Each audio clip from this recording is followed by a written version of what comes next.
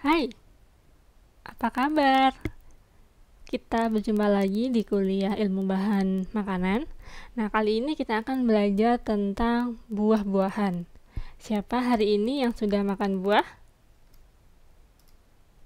Harusnya sih tiap hari makan buah ya. Jadi nggak cuman mingguan aja. Buah itu harusnya dikonsumsi setiap hari. Nah, pengertian dari buah.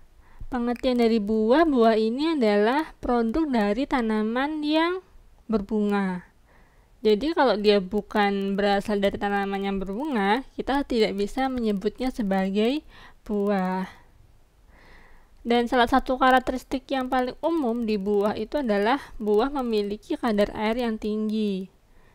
Jadi kalau siang-siang kemudian makan buah itu rasanya seger banget karena memang kandungan airnya itu tinggi.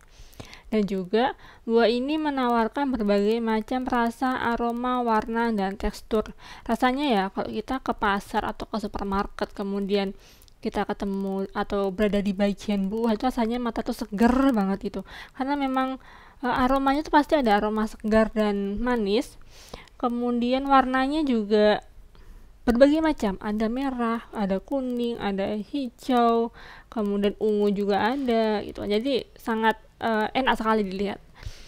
Kemudian teksturnya juga macam-macam, ada yang lembut, kemudian kalau mentah ya pasti dia keras seperti itu. Bentuknya pun juga macam-macam, ada yang lonjong, ada yang bulat, ada yang gimana ya, mangga itu gimana bentuknya, lonjong juga enggak, tapi ya seperti itulah.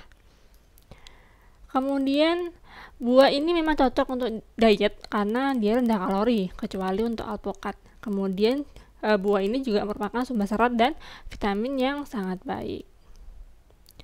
Nah, ini adanya serat seperti selulosa dan pektin itu akan memperlancar BAB. Makanya buah itu harusnya dikonsumsi setiap hari supaya BAB kita juga setiap hari.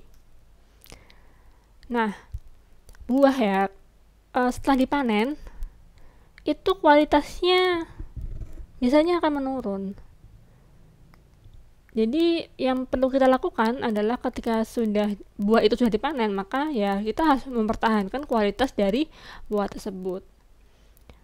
Nah, dengan cara penanganan yang baik, maka umur simpan dari buah itu juga akan semakin panjang, dan ya tentu saja itu yang kita inginkan gitu.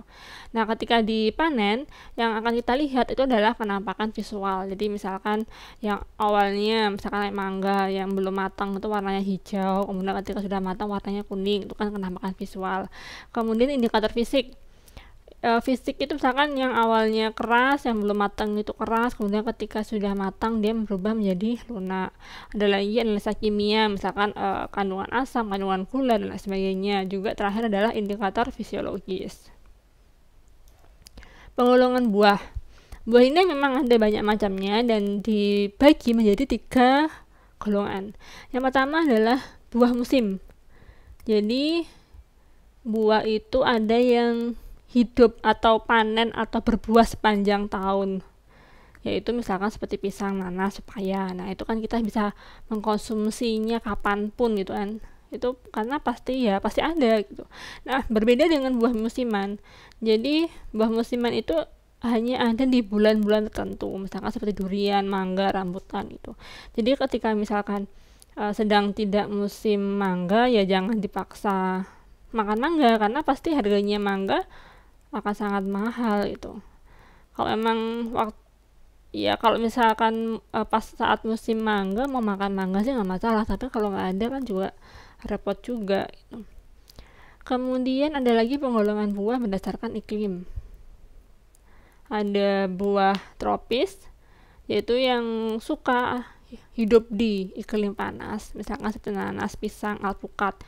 Kemudian ada lagi buah subtropis atau yang iklimnya sedang seperti anggur, apel, arbe. Itu kan kalau di Jember Kota sih nggak ada, adanya di daerah yang dingin, di pegunungan itu bisa tumbuh. Tapi kalau yang di daerah dataran rendah seperti Jember Kota atau sekitar kampus itu kalau nanas, pisang itu banyak. Kemudian buah juga dibedakan berdasarkan pola respirasinya. Ada buah klimaterik. Ciri-cirinya adalah ketika dia dipanen itu dia masih bisa matang. Jadi misalkan gini, kalian mau memanen mangga setengah matang gitu ya, kemudian kalian simpan beberapa hari kemudian dia menjadi matang. Nah, itu disebut dengan buah klimaterik. Berbeda dengan buah non klimaterik. Non klimaterik ini artinya ketika kalian panen, buahnya itu kalian panen, maka buah itu tidak bisa menjadi matang. Karena tidak bisa menjadi matang, tiba-tiba nanti dia akan membusuk. Misalkan seperti semangka, jeruk, nanas gitu kan. Jadi untuk buah-buah yang seperti ini, kalian harus memanen ketika buah itu memang sudah matang. Jadi ketika buah matang kalian panen, nah itu nanti rasanya enak gitu kan, sedap, harum, manis gitu. Tapi ketika kalian memanennya setengah matang misalkan, ya udah kalian akan dapat buah yang seperti itu dan itu tidak akan bisa matang. Tiba-tiba nanti dia akan membusuk, belum matang tapi tiba-tiba sudah membusuk. Komposisi buah, jadi buah itu sangat bervariasi, meskipun jenisnya sama tapi kalau ditanam di tempat yang berbeda, komposisi buahnya juga pasti berbeda karena memang beda varietas. Jeruk itu kan juga banyak ya, jeruk A, B, C, D gitu kan. Nah, masing-masing varietas komposisi buahnya beda-beda. Kemudian keadaan iklim tempat tumbuh, jeruk yang ditanam di dataran rendah sama dataran tinggi pasti beda. Pemeliharaan tanaman, yang dipelihara dengan baik sama yang dibiarkan begitu saja, oh ya beda. Cara pemanen, dipanen ketika jeruk masih mentah sama yang sudah matang, sangat matang, beda lagi. Tingkat kematangan waktu dipanen seperti yang saya sebutkan tadi. Kondisi selama pemeraman, dibiarkan begitu saja, disimpan atau diatur seperti apa, nah itu juga akan menghasilkan komposisi buah yang berbeda. Kemudian terakhir adalah kondisi penyimpanan. Kalian menyimpan di kulkas atau lemari es, atau misalkan kalian simpan di meja begitu saja, perubahan dari buah itu pasti ada. Kandungan gizi buah memang mayoritas adalah air. Kemudian pH secara umum 2,5 hingga 4,5 karena itu rasanya agak-agak asam gitu. Kemudian rasa asam itu disebabkan karena adanya asam sitrat, asam malat, dan asam tartar pada buah. Protein dan lemak di buah itu memang relatif sedikit, kurang dari 1%. Kecuali untuk alpukat ya, kalau alpukat itu memang tinggi lemak. Untuk karbohidratnya, karbohidrat di buah paling banyak itu adalah jenis serat. Semakin dia mentah, maka kandungan seratnya akan semakin tinggi, dan ketika dia sudah matang, maka kandungan seratnya akan semakin sedikit. Kemudian serat inilah yang akan membantu dari BAB. Jadi kalau kalian kesulitan BAB, coba kalian makan pepaya yang setengah matang. Nah, itu benar-benar memperlancar BAB. Coba aja. Ini ada komposisi dari buah, 400 gram dari bahannya dapat dimakan. Jadi memang kandungan terbesarnya adalah, ini kalau kalian lihat, kandungan terbesarnya adalah air. Kemudian ada karbohidrat juga. Proteinnya sangat rendah, rata-rata kurang dari, paling tinggi 1,5. Fat atau lemaknya juga sangat rendah, kecuali di alpukat ada 12 gram per 100 gram. Kemudian untuk fiber atau seratnya, coba kita lihat, paling tinggi ada di raspberry. Justru raspberry ini seratnya ternyata lumayan tinggi. Kemudian ada lagi di jambu. Oh, jambu ini diam-diam punya serat tinggi juga ternyata. Kemudian kandungan gula. Kandungan gula ini yang menyebabkan buah ini memiliki rasa yang manis. Jenis gula yang ada pada buah ini contohnya ada fruktosa, glukosa, sukrosa, maltosa. Untuk total sugar, ini adalah total gula, jadi ya jumlah untuk semua gula. Oke, coba kita lihat total sugarnya. Paling tinggi. Oh, siapakah ini? Oh, grapes. Anggur. Ternyata dia total gulanya paling tinggi atau paling manis. Kemudian di bawahnya mangga. Mangga itu ya memang ya kalau sudah matangnya bener-bener matang pohon itu, manisnya.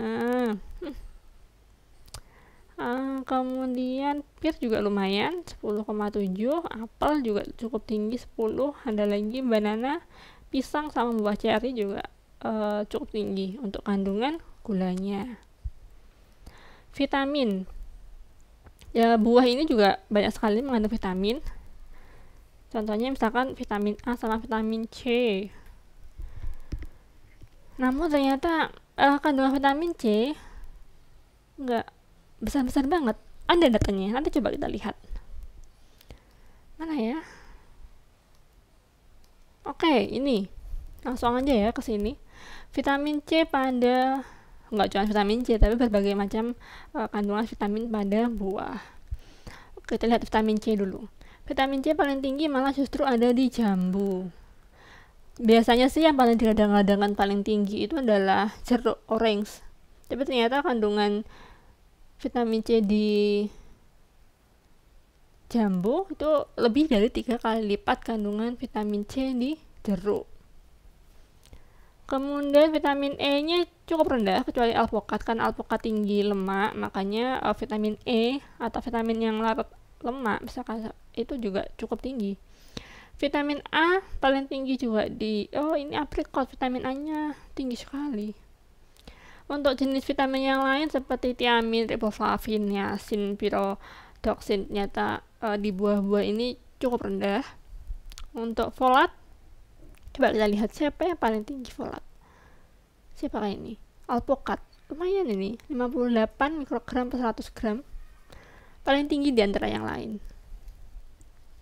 Kemudian ternyata si buah ini juga mengandung mineral. Memang kalau dibandingkan dengan bahan yang lain seperti bahan hewani, ya mineralnya lebih rendah.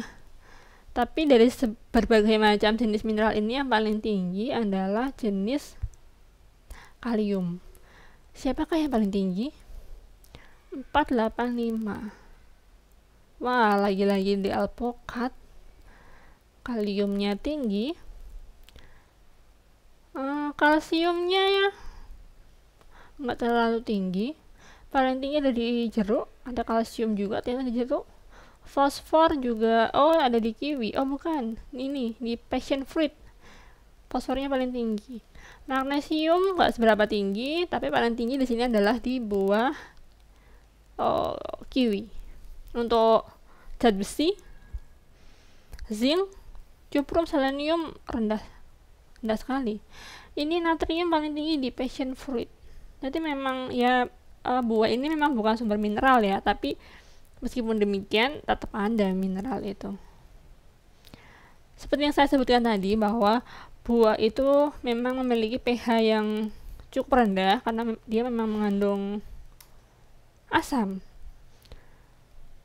Asam di sini jenisnya asam sitrat, asam malat, tartar dan lain sebagainya yang berfungsi untuk memberikan flavor, jadi flavor khas dari buah.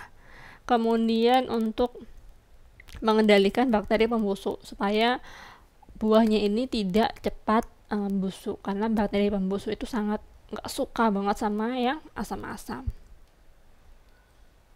Kemudian juga berpengaruh terhadap warna dari buah itu sendiri. Beberapa jenis buah dia punya warna tertentu, ternyata pH-nya juga tertentu. Jadi pH itu mampu menjaga kestabilan warna dari buah itu. Dan ini yang memberikan warna pada buah yaitu pigmen. Kita klasifikasikan menjadi 4 golongan terbesar pada pigmen buah. Yang pertama adalah klorofil, memberikan warna hijau. Jadi kalau buah masih mentah itu warnanya memang hijau dan mengandung banyak klorofil. Kemudian ada karotenoid warna kuning, antosianin warna merah, dan antosantin warna kuning. Dan di sini bisa kalian baca kan, di sini misalkan klorofil dia tidak stabil pada pH tertentu. Kemudian ada karoten, dia cenderung stabil pada perubahan pH.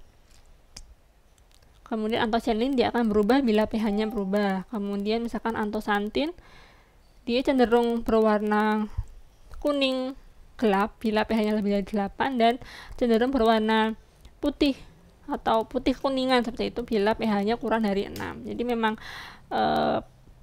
warna ini bisa menentukan pH dari buah.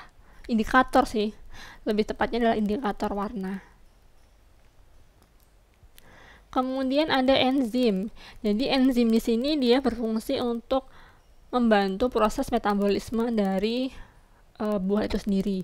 Contoh enzim yang mungkin paling terkenal itu adalah peroksidase yang ada di apel. Apel warnanya coklat mengalami browning karena adanya peroksidase. Nah, di buah enzim ini dia berfungsi untuk ada perubahan misalkan seperti perubahan warna, kemudian tekstur dan lain sebagainya, itu karena kerja dari enzim ini. Nah, buah kalau disimpan semakin lama kan pasti akan semakin rusak. Nah, rusaknya buah ini dapat dipengaruhi oleh aktivitas dari mikroba. Kalian kalau pernah tahu mungkin ada buahnya yang berjamur, ada warna-warna putih. Nah, itu adanya jamur yang merusak buah. Kemudian enzim secara alami yang ada di buah karena adanya metabolisme terus-menerus itu juga dapat merusak dari buah. Kemudian suhu semakin tinggi, umumnya ya semakin tinggi suhunya itu akan mempercepat metabolisme dari buah dan akan mempercepat kematangan dari buah. Tapi misalkan kalian menyimpan di suhu dingin dengan harapan umur simpan buah akan semakin lama, ya memang benar. Hanya saja metabolismenya itu akan tetap berjalan meski lambat pada suhu dingin, sehingga lama-lama proses kematangan tetap akan berlangsung. Kemudian atau kadang dia tidak matang tapi tiba-tiba langsung membusuk kalau misalkan suhunya dia terlalu rendah. Kemudian kandungan air dan kekeringan, kondisi udara misalkan kering itu akan cepat banget. Misalkan udara yang sekitar buah itu kering ya, jadi buah itu airnya akan tersedot keluar sehingga ya buahnya akan cepat rusak. Kondisi udara jelas, cahaya juga. Buah yang selalu sering kena cahaya matahari sama yang disimpan di cahaya matahari yang sedikit, ya tentu saja lebih awet yang terkena sedikit cahaya matahari. Nah, ini adalah foodborne outbreak, artinya penyakit yang disebabkan oleh mikroba pada buah. Jadi ya memang sih buah ini tidak sekaya, zat gizinya tidak sekaya seperti daging maupun susu. Kalau daging sama susu kan cepat banget rusaknya, mikroba itu suka banget sama mereka berdua itu, jadi cepat rusak karena mikroba. Kalau buah sebenarnya memang mikroba itu nggak suka-suka banget, tapi tetap aja ada mikroba di buah itu ada. Jadi misalkan seperti ini, di melon tuh ternyata paling banyak adanya bakteri Salmonella jenis bakteri patogen yang dapat menyebabkan kematian. Dan buah-buah yang lain itu ternyata ada. Jadi kalau misalkan kita mau mengkonsumsi buah, ya memang sebaiknya kita pastikan dulu buahnya ini memang layak nggak dikonsumsi. Jangan sampai buahnya ini malah justru menyebabkan penyakit. Ini merupakan jenis bakteri dan jenis mikroba yang lain yang ada pada buah dan juga ada ini contohnya misalkan Clostridium botulinum, ternyata dia ada di cabbage, garlic, potato, ternyata ada.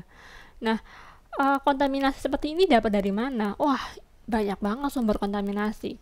Misalkan dapur kalian kotor, itu pasti banyak mikroba di situ. Kemudian dari tanah, dari lingkungan, dari tangan-tangan kalian. Makanya kalau mau makan buah itu wajib dicuci untuk mengurangi jumlah mikroba. Nah, yang kita harapkan kan pasti kita mau konsumsi buah yang segar kan. Tapi apakah itu mungkin? Kemudian bagaimana sih sebenarnya cara kita untuk menjaga kesegaran dari buah? Kalian ada ide nggak gimana caranya? Nah, ini mungkin bisa kalian lakukan. Yang pertama adalah minimally proses. Itu ya contohnya adalah fresh cut. Jadi buah-buah potong. Itu dapat memperpanjang daya simpan kesegaran buah, lumayan gitu.